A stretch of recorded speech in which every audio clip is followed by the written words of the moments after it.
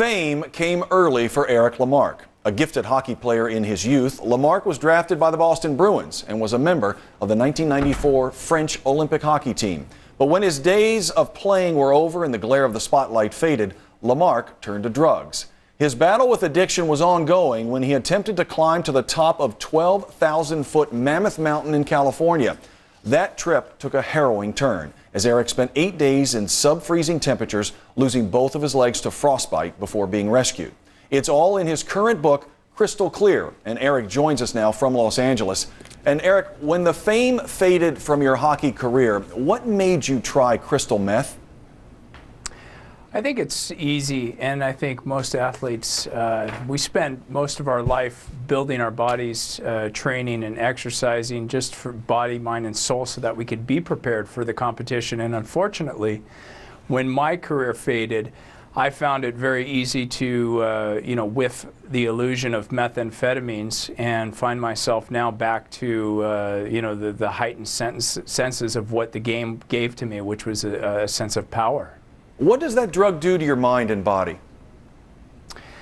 It gives it's basically a chemical poison that produces dopamine, which lets you feel an uncompromising sense of power, a crystallizing sense of focus, and it's basically the lie is 100%. The high is 100% a lie, and that's all it is. Now, when you started to scale Mammoth Mountain, what happened? I basically was living a very selfish, a very self-centered life, and I was chasing the world in search of powder, which was not the one that I was sniffing up my nose, which was the one addiction of snowboarding that I had. And that was so much more seductive than the drug itself. And I was looking and tracking this storm kind of like an amateur meteorologist, and now I found myself one and only time after riding thousands of times, after being so prepared, after becoming a professional athlete and Olympian, stranded, trapped up on the mountain, now having to fight for my life and coming off of a highly addictive substance. And we mentioned moments ago it was 8 nights, 8 days in sub-freezing temperatures. What did you do for food during that time? I didn't have much for food. The only thing that I was able to stomach were some pine seeds. I tried whatever I could. It seemed like my whole life was based for that moment of survival.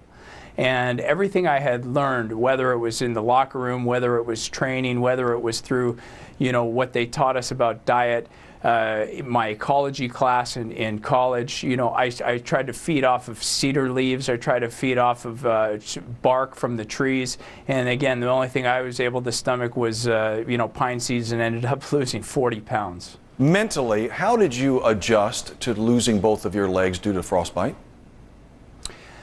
I came to that realization. It was pretty quick, within 48 hours of me being out on the mountain. I remember there was a time I had to address my feet, and I had taken the frozen socks off of my feet, ripping skin from my feet, and I'll never forget just falling back in the snow, looking up, going, "My God, you are going to lose your feet." And immediately it was a complete and utter shock of disbelief, and it crushed my spirit. And here I was, this built-up, gifted athlete who had spent his whole life, with his making his way with his feet and having this athletic prowess. And I was known.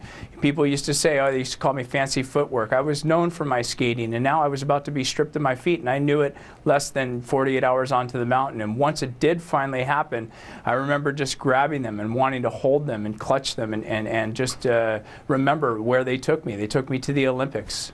How difficult has it been to relearn to walk and now snowboard?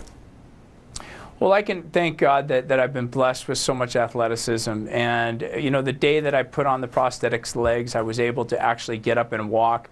A year to the date that I had both legs amputated, I was able to get back on my snowboard. If you go to my website, or you go to YouTube and you Google my name, Eric LeMarque, you'll find the promo video, and it shows me actually snowboarding just back in April for the fourth time ever. But the year to the date, I was able to get back on and ride, and now I can really enjoy it for what it is and what it's for. And I've got married since then. I've got a beautiful wife, Hope, an incredible stepson, Nicholas, a beautiful baby boy. And I realize now that the mountain is forever going to be there. And now here I am able to celebrate it with the people that I love the most. One final thought. You speak to groups about your experience. What is the one message you try to get across? Fortunately, I'm teaming up with the National Hockey League, with the USHL, and I've got, you know, it's not just one message. It's a couple different messages, so it's a difficult question to answer just in one sentence. I chronicled in my book, Crystal Clear, that it could happen to anybody. You know, it doesn't matter how much experience you have, how many times you've been on the mountain. It can happen if you're one ill-advised and one time unprepared. My message to them is to draw a parallel to what it is that is never going to keep them to quit. And I would say if you never quit, you will always win. All right, the book is titled Crystal Clear. Eric, thanks so much for joining us here on ESPN News. Thank you, Bill.